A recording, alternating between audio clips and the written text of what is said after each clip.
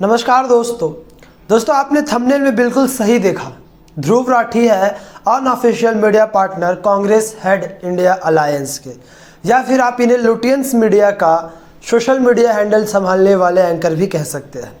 दोस्तों आप लोग में से जो मेरी बात से इत्तेफाक रखते हैं वह तो मेरी वीडियो पूरी ज़रूर देखेंगे, मगर वह लोग जो ध्रुव राठी के डाई हार्ड फैन हैं और ध्रुव राठी की कही हुई एक बात को सच समझते हैं, वह लोग मेरा वीडियो अभी ही हटा देंगे, क्योंकि इन्हें वास्तविकता में सच सुनना पसंद नहीं, सिर्फ ध्रुव राठी का कहा हुआ सुनना ही पसंद आता है।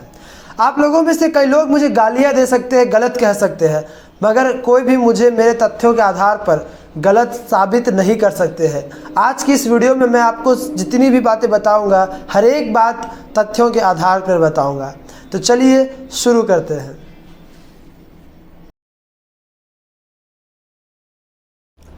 तो दोस्तों सबसे पहले बात करते हैं मीडिया राइट्स की। दोस्तों बीजेपी हेटर्स और ध्रुव राठी, हालांकि बात तो एक ही है, इनका अक्सर यह कहना रहता है कि जो इंडियन मीडिया है इसे इंडियन गवर्नमेंट के तरफ से हाईजैक कर लिया गया है, यानी कि बीजेपी के तरफ से हाईजैक कर लिया गया है। मगर दोस्तों मैं अब आपको वास्तविकता से परिचय करवाता हूँ। देखिए दोस्तों, बात ऐसा है कि हर एक चीज़ के दो पहलू होते हैं। जैसे हर एक सिक्के के दो पहलू होते हैं, या तो वह हेड आएगा या फिर टेल। उसी तरह अगर आप मान लीजिए आप भारत में रहते हैं तो या तो आप बीजेपी हेड इंडिया अलायंस को वोट देंगे या फिर कांग्रेस हेड इंडिया अलायंस को। यहाँ पे भी दो पहलू है, पक्ष और विपक्ष।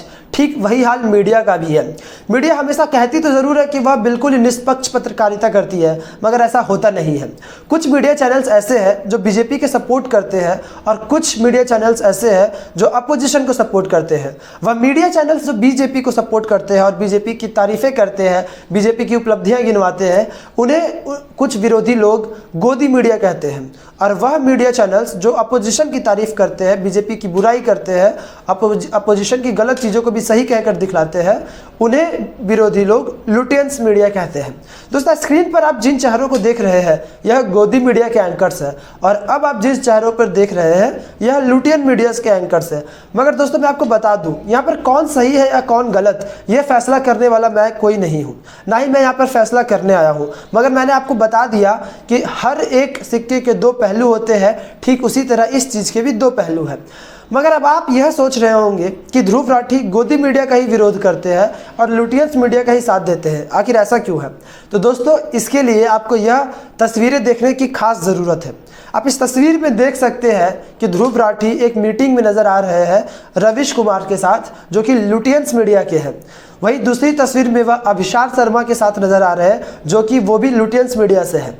तो जब इनकी मीटिंग लुटियंस मीडिया के एंकर से होती है तो यह गोदी मीडिया का साथ तो नहीं ही देंगे, लुटियंस मीडिया का ही साथ देंगे, और इन्हें भी लुटियंस मीडिया की तरफ से हाईजैक कर लिया गया है। या फिर आप ऐसा कह सकते हैं कि लुटियंस मीडिया टीवी पर जो चीज़ें दिखाती है या यूट्यूब पर वह चीज़ें दिखा रहे हैं। तो दोस्तों यह तो हो गई मीडिया राइट्स की बात। तो चलिए अब आगे बात करते हैं। पूरा अलग से वीडियो बनाया था इसके प्रोपेगेंडा को डिबंक करते हुए। झूठ पकड़े जाने के बाद फिल्म बनाने वाले लोगों ने खुद कहा कि इनके पास कोई सोर्सेज नहीं थे अपने क्लेम को बैकअप करने के लिए। 32,000 एक झूठा नंबर था और असली फिगर यहां पर सिर्फ 3 था। सुप्रीम कोर्ट ने भी फिल्म के प्रोड्यूसर को कहा कि फिल्म के पहले एक डिस्क्लेमर चलाया जाए कि यह सिर्फ एक फिक्शनलाइज्ड अकाउंट है, यानी ये कहानी असली नहीं है।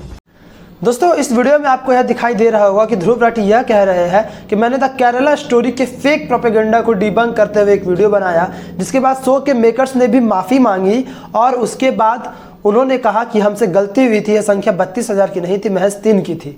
तो जब शो के मेकर्स ने माफ़ी मांगी तो इस बात का एविडेंस कहाँ है? जो कि ध्रुव राठी हर बार ऐसा कहते हैं कि मैं तथ्यों पे बात करता हूँ, फैक्ट्स पे बात करता हूँ, तो मैं उनसे इस चीज़ का भी एविडेंस मांग रहा हूँ कि आखिर उस चीज़ का एविडेंस कहाँ है, या फिर यह बात उन्होंने अपने मन से कह दी है सिर्फ और सिर्फ एक प्रोपेगेंडा खुद क्रिएट करने के लिए। बहरहाल दोस्तों आगे की बात भी समझिए।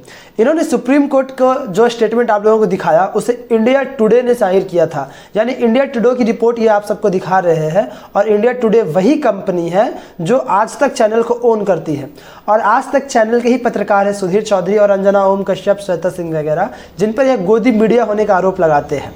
तो जब वह इनके विपक्ष में बात करती है, इनके खिलाफ बात करती है, तब तो ये कहते हैं कि देखो यह गोदी मीडिया है या सिर्फ बीजेपी को सपोर्ट कर रही है। मगर अब वही बात जब इन्हें दिख रहा है कि इनके सपोर्ट में है, तब ये कह रहे हैं कि देखो इंडिया टुडे ने भी ये जाहिर किया है कि सुप्रीम कोर्ट का फैसला ये और ये है। अब आप समझिए कि इनके दोगलापन का पाखंड किस प्रकार हावी हो चुका है।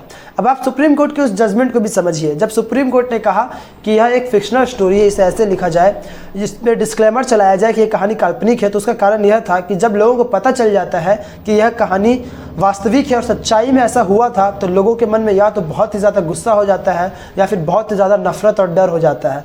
तो लोग बहुत ही ज़्यादा ना ही उग्रवादी हो जाए और ना ही बहुत ज़्यादा डरपोक, इसलिए इसे काल्पनिक कहानी का नाम दिया जाता है।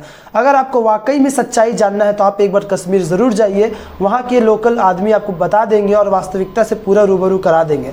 अगर आप इंटरनेट पर सर्च करेंगे तो हो सकता है कि आपको ध्रुव राठी जैसे दोगले लोगों का दोगलापन का यह वीडियो देखने को मिल जाए। तो चलिए अब बात करते हैं हमारे अगले टॉपिक पर। 2021 में इजराइल ने 5.55% अपने जीडीपी का रिसर्च और डेवलपमेंट में खर्च किया। साउथ कोरिया ने 4.93% ऑफ अपना जीडीपी इस पर खर्च किया, लेकिन इंडिया में सिर्फ 0.65% जीडीपी का रिसर्च एंड डेवलपमेंट पे खर्च किया गया।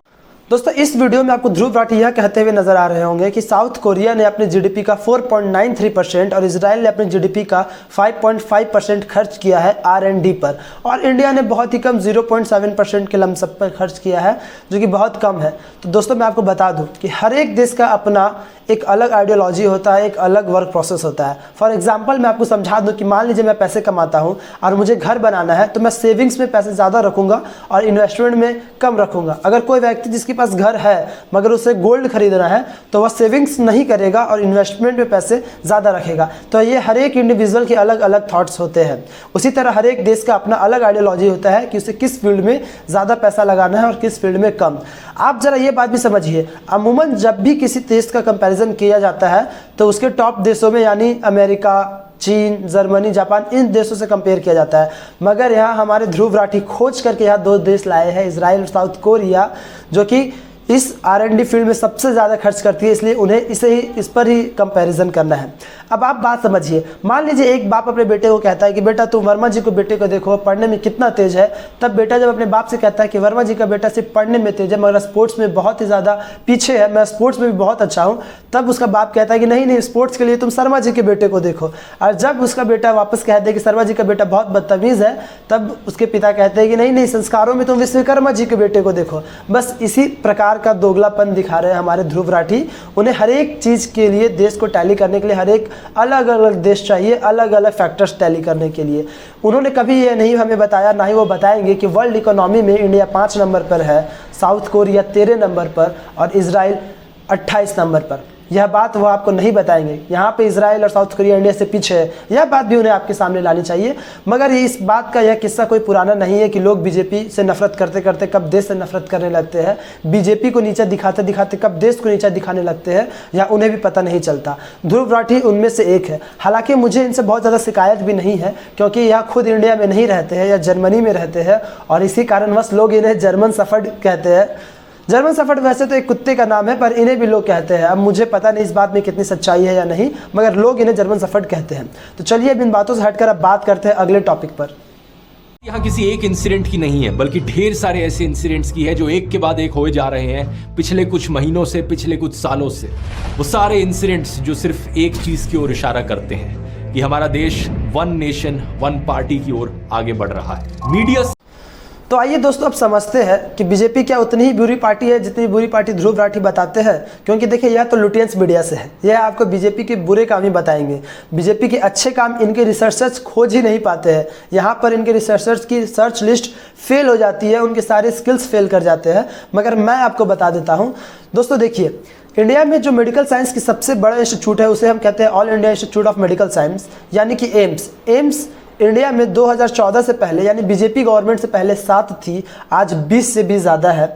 नंबर ऑफ IITs, इंजीनियरिंग के फील्ड में सबसे बड़े इंस्टीट्यूट IIT 2014 से पहले 16 थी, आज 23 है। नंबर ऑफ IIMs यानी मैनेजमेंट के फील्ड में सबसे बड़ा इंस्टीट्यूट IIM 2014 से पहले 13 था, आज 21 है।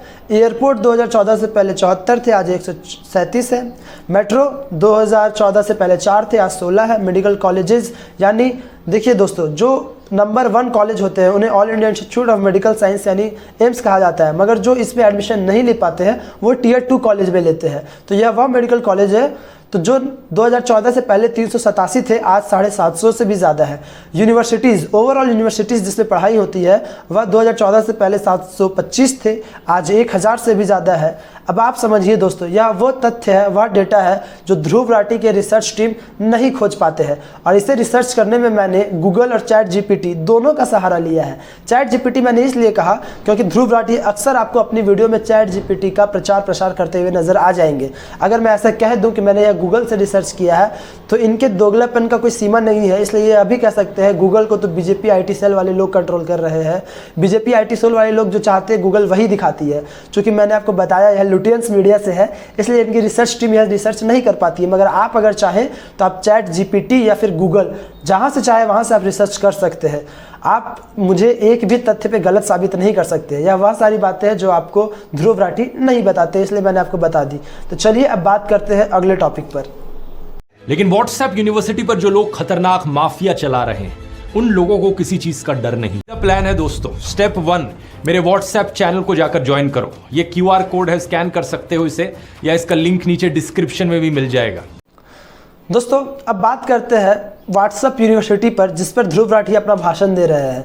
दोस्तों व्हाट्सएप यूनिवर्सिटी से वैसे तो मैंने देखा है कि दोनों ही पार्टीज बहुत ज़्यादा परेशान रहती है, एनडीए भी और इंडिया भी, या फिर साफ साफ शब्दों में कहूँ तो बीजेपी भी और कांग्रेस भी। बीजेपी अक्सर आरोप लगाती है कि व्हाट्सएप यूनिवर्सिटी पर भ्रम फैलाया जाता है और कांग्रेस के बारे में सब अच्छी चीज़ें फैलाई जाती है, और कांग्रेस भी ऐसा ही कहती है कि व्हाट्सएप पर भ्रम फैलाया जाता है, सिर्फ बीजेपी के बारे में अच्छी चीज़ें बताई जाती है। कौन सही है या कौन गलत, इसका फैसला तो मैं नहीं कर रहा, मगर हाँ एक फैक्ट मैंने भी देखा है, मैंने भी रिसर्च किया है कि 2020 में कांग्रेस पर टूल किट चलाने का आरोप लगा था। यानी कि ये जो कोरोना वायरस, जो कोरोना के लहर था, उसे मोदी लहर का नाम दे दिया जाए, ऐसा एक टूल किट चलाया जाना था, ऐसा कांग्रेस की तरफ से किया जाना था। यह आरोप लगाया था संबित पात्रा ने और बीजेपी ने। संबित पात्रा ने उसका एविडेंस अभी भी दे रखे हैं, मैं डिस्क्रिप्शन पे उसका लिंक डाल दूंगा, आप देख लीजिएगा।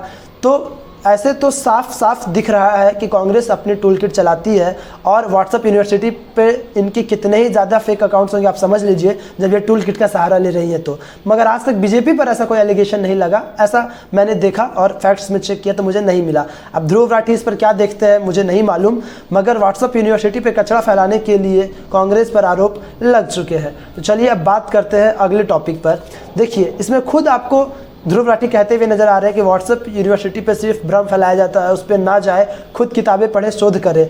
और वहीं दूसरी वीडियो में खुद कहते हुए नजर आ रहे हैं कि मेरा व्हाट्सएप चैनल ज्वाइन कर लीजिए। इनका दोगलापन का एक और किस्सा आप देख सकते हैं। तो चलिए अब बात करते हैं अगले टॉपिक पर। नीचे गिर रही है। कुछ बीजेपी के पॉलिटिशियंस तो अब ओपनली कह रहे हैं हम 400 से ज्यादा सीट लाना चाहते हैं ताकि हम देश का कॉन्स्टिट्यूशन बदल सके। दोस्तों ध्रुव राठी ऐसा कह रहे हैं कि बीजेपी के कैंडिडेट ने ऐसा कहा था कि अगर वह 400 पार सीटें ले आए तो वह संविधान पलट देंगे, और यह बात बिल्कुल ही सत्य है। क्योंकि मैंने भी बीजेपी के कैंडिडेट को ऐसा कहते हुए सुना था, और मैंने उस दिन भी उनका खंडन किया था और आज भी उनका खंडन करता हूं कि अगर आपके 400 पार सीटें लाने के पीछे का यह मकसद है तो आप हार जाएंगे, आपको वोट नहीं मिलना चाहिए। कम से कम मैं तो आपको बिल्कुल ही वोट नहीं दूंगा। मगर अब आप इसके दूसरे पहलू पे आइए। दोस्तों जब राजीव गांधी की सरकार थी तब एक साहबानो केस हुआ था। उस वक्त उनके आपसी मामले में कुछ डिस्प्यूट हुआ और यह केस सुप्रीम कोर्ट तक पहुंच गया, और सुप्रीम कोर्ट ने साहबानो को न्याय दिया था, साहबानो के हक में फैसला सुना दिया था। मगर इससे क्या हो रहा था कि मुस्लिम कम्युनिटी की वोट जाते हुए दिख रही थी और राजीव गांधी की सरकार भी जाते हुए दिख रही थी। तो राजीव गांधी ने अपनी कुर्सी बचाने के लिए संविधान का एक नियम ही पलट दिया, यानी आप यह कह लीजिए कि संविधान ही पलट दिया, और उसके बाद साहबानों को अन्याय के रास्ते में ढकेल दिया सिर्फ और सिर्फ मुस्लिम वोट बैंक पाने के लिए।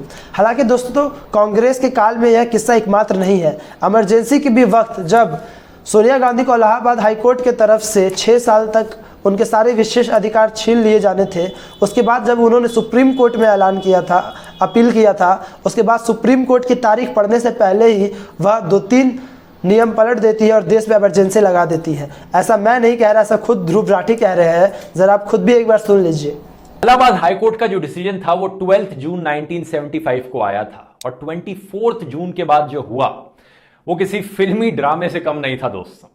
इंदिरा गांधी की अपील इस दिन सुप्रीम कोर्ट में सुनी गई और जजेस ने कहा कि उनकी सारी प्रिविलेजेस छीनी जा सकती हैं, वो वोट नहीं कर सकती, इलेक्शंस में नहीं खड़ी हो सकती अगले 6 सालों के लिए, लेकिन अगली हेयरिंग तक वो प्राइम मिनिस्टर जरूर बनी रह सकती हैं। सुप्रीम कोर्ट ने जब इंदिरा गांधी सरकार की इस ऑर्डिनेंस को रिजेक्ट किया तो अगले साल ही इनकी सरकार एक नया अमेंडमेंट लेकर आई कॉन्स्टिट्यूशन में, और इस अमेंडमेंट ने सुप्रीम कोर्ट के डिसीजन को, सुप्रीम कोर्ट की जजमेंट को रिवर्स कर दिया। इसके 75 को इंदिरा गांधी अपने कुछ मिनिस्टर से कंसल्ट करती हैं और उनके एडवाइस पर एक रिटर्न नोट भेजती हैं उस वक्त के प्रेसिडेंट फखरुद्दीन अली अहमद को रिक्वेस्ट करते हुए कि वो देश में इंटरनल इमरजेंसी डिक्लेयर कर दे इस तीसरे इंटरनल रेबेलियन के रीजन को लेकर, और वो ऐसा कर देते हैं 25 जून की रात को। कुछ ही घंटे के अंदर अंदर ढेरों ऑपोजिशन लीडर्स को अरेस्ट कर लिया जाता है, इंक्लूडिंग मोरारजी देसाई, जेपी नारायण, एलके आडवाणी और चरण सिंह।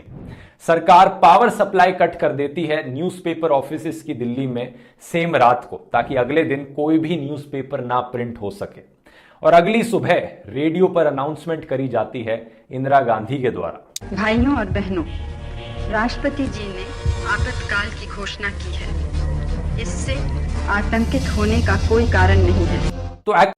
तो दोस्तों देखा आप लोगों ने, यहाँ ध्रुव राठी खुद कह रहे हैं कि इंदिरा गांधी ने संविधान पलट दिया था और राजीव गांधी ने भी संविधान पलट दिया था सिर्फ और सिर्फ अपनी कुर्सी बचाने के लिए। तो कांग्रेस के लिए ये किस्सा कोई पुराना नहीं है, उनके साथ हमेशा ऐसे रहता है। तो अब आप खुद सोचिए कि आप यह सोच के कि कांग्रेस संविधान नहीं पलटेगी, क्या आप कांग्रेस को वोट दे सकते हैं? खैर यह आपकी निजी राय है, मैं इस पर कुछ भी टिप्पणी नहीं करना चाहता। यह आपकी निजी राय है कि आप बीजेपी को वोट दें या कांग्रेस को या फिर किसी और को। तो चलिए अब बात करते हैं अगले टॉपिक पर। दोस्तों ध्रुव राठी का ऐसा कहना है कि भारतीय जनता पार्टी यानी बीजेपी सिर्फ और सिर्फ धर्म की राजनीति करती है और धर्म के दंगे फैलाती है। अगर राम मंदिर और सनातन का वोट बैंक हटा दिया जाए तो इन्हें कोई भी वोट नहीं देगा और यह हार जाएंगे। दोस्तों हो सकता है इनकी बात 100% सच हो, मगर आप मेरी बात समझिए। किसी भी पार्टी का जन्म एक मुद्दा या एक आंदोलन से होता है, जिस प्रकार आम आदमी पार्टी का जन्म भी आंदोलन से हुआ और अरविंद केजरीवाल ने एंटी करप्शन का मुद्दा उठाया था। जिस स्टेट में मैं रहता हूं, झारखंड, यहाँ की भी जो रूलिंग पार्टी है झारखंड मुक्ति मोर्चा, उनका भी जन्म झारखंड की अलग राज्य बनाने को मांग को लेकर ही हुआ था और वह एक आज भी एक पार्टी है। भारतीय जनता पार्टी का भी जन्म राम मंदिर का मुद्दा उठाने पर ही हुआ था। उस वक्त देश में कांग्रेस की सरकार थी और 1980 में यह पार्टी बनी थी। उस समय इसका नाम जनसंघ था। 1980 से लेकर अगर 2014 तक कांग्रेस ने राम मंदिर बनवा दिया होता तो बीजेपी के पास कोई मुद्दा ही नहीं बचता और बीजेपी पार्टी डिसॉल्व हो जाती, खुद ही खुद खत्म हो जाती। मगर कांग्रेस ने कभी ऐसा नहीं किया और ना ही वह ऐसा करेगी, क्योंकि कांग्रेस सनातन विरोधी है, ऐसा कहना है बीजेपी सपोर्टर्स का। इसलिए बीजेपी सनातन के हित की भी सोचती है और मुस्लिमों के हित की भी सोचती है। वह कभी भी शाहबानो के जैसे किसी भी मुस्लिम महिला के लिए अन्याय का रास्ता नहीं खोल सकते हैं। बीजेपी ने तो ट्रिपल तलाक खत्म करके मुस्लिम महिलाओं को और एक अधिकार दिया है, ऐसा कहना है बीजेपी सपोर्टर्स का। मगर यह बात कभी भी आपको ध्रुव राठी कहते हुए नजर नहीं आएंगे। और जो बात मैं आपको कह रहा हूं इसमें से एक भी बात गलत नहीं है। आप मुझे गाली तो दे सकते हैं मगर मुझे गलत साबित नहीं कर सकते हैं। जितने भी बात मैंने की है वह सारी जानकारी इंटरनेट पर है, आप जा करके देख सकते हैं। तो चलिए अब बात करते हैं अगले टॉपिक पर। दोस्तों ईडी और सीबीआई, इन दो संस्थाओं की चर्चा बहुत ही ज़्यादा तेज है इन दिनों हमारे भारत देश में। कारण मात्र एक, विपक्ष का ऐसा कहना है कि बीजेपी जिस पार्टी से भी डर जाती है, जिस लीडर से भी डर जाती है, उन पर ईडी और सीबीआई की रेड लगा देती है। और ऐसा हो भी सकता है क्योंकि हमने पिछले दिनों देखा है कि बीजेपी के एक भी वर्कर पर ईडी और सीबीआई की रेड नहीं पड़ी है। कोई भी पार्टी दूध की धुली नहीं है। मैं तो निजी तौर पर कई ऐसे बीजेपी लीडर्स को जानता हूं जो बहुत ही ज़्यादा भ्रष्टाचार करते हैं, बहुत ही ज़्यादा भ्रष्ट है, मगर उन पर ईडी और सीबीआई की एक भी रेड नहीं पड़ी। मगर दोस्तों अब आप बात समझिए, हो सकता है कि बीजेपी के पास पावर है तो वह सिर्फ उन पर ही ईडी और सीबीआई की रेड लगा रही हो जिन्हें वह चाहती है, मगर ईडी और सीबीआई किसी को भी गलत तरीके से ना अरेस्ट कर सकते हैं ना सजा दे सकते हैं। जब कभी भी ईडी और सीबीआई किसी को दोषी पाते हैं तो उनका केस कोर्ट में चलता है, ज़रूरत पड़ने पर सुप्रीम कोर्ट में भी, और सुप्रीम कोर्ट संविधान के तहत उन लोगों को सज़ा सुनाती है। अब आप कह दीजिएगा कि संविधान ही गलत है तो वो कोई और बात है, मगर संविधान के तहत ही उन्हें सज़ा होता है। ईडी सीबीआई अपने मन से किसी को सज़ा नहीं दे सकती है, वह संविधान के तहत, सुप्रीम कोर्ट के तहत ही सज़ा सुनाती है। तो ऐसा बिल्कुल हो सकता है कि बीजेपी उन्हीं पर रेड लगा रही है जिनसे उन्हें गुस्सा हो, मगर अरेस्ट सिर्फ वही हो रहे हैं जिन्होंने सच में कभी ना कभी भ्रष्टाचार किया हो। आप अरविंद केजरीवाल, मनीष सिसोदिया, हेमंत सोरेन किसी का भी केस स्टडी खोल के पढ़ सकते हैं। और ईडी और सीबीआई ने जितने भी रिपोर्ट्स पब्लिश किए हैं आप सब पढ़ सकते हैं। आपको पता चल जाएगा इन लोगों ने कब कब भ्रष्टाचार किया, कब कब करप्शन किया और किस आधार पर इनकी गिरफ्तारी हुई है। चूंकि यह संविधान के तहत गिरफ्तार हुए हैं, इसलिए आप यह आरोप भी नहीं लगा सकते हैं कि बीजेपी ने इन्हें अरेस्ट करवाया है। तो चलिए अब बात करते हैं अगले टॉपिक पर। दोस्तों अंत में मैं बस इतना ही कहूँगा कि मेरी रिसर्च टीम, ध्रुव राठी की रिसर्च टीम इतनी बड़ी तो नहीं है, मगर मैंने सिर्फ 5 मिनट के रिसर्च से बीजेपी के द्वारा किए गए पिछले 10 सालों को कामों का पता लगा लिया है। और मैं आपको बता दूं कि मैंने ऐसा इसलिए किया, मैंने बीजेपी के कामों का पता इसलिए लगाया क्योंकि मैं जानना चाह रहा था कि जितना ध्रुव राठी बीजेपी की बुराई करते हैं, क्या यह सच बात है या फिर यह भी झूठ बोल रहे हैं। और दोस्तों हुआ यही, इनका सारा झूठ पकड़ा गया। आपके सामने मैंने लिस्ट रख दी है, आप खुद भी रिसर्च कर सकते हैं कि बीजेपी ने जो जो काम किया, जो जो मैंने आपको बताया, उसमें से अगर एक भी झूठ होगा तो आप कमेंट करके ज़रूर बताइएगा। बाकी ध्रुव राठी को भी बहुत बहुत धन्यवाद कहना चाहूँगा। उन्होंने ही मुझे ये वीडियो बनाने के लिए प्रेरित किया और मैं आप लोगों के सामने ये सच लेकर आ पाया। और उन्हें मैं बहुत ही शुभकामनाएं भी देना चाहूँगा।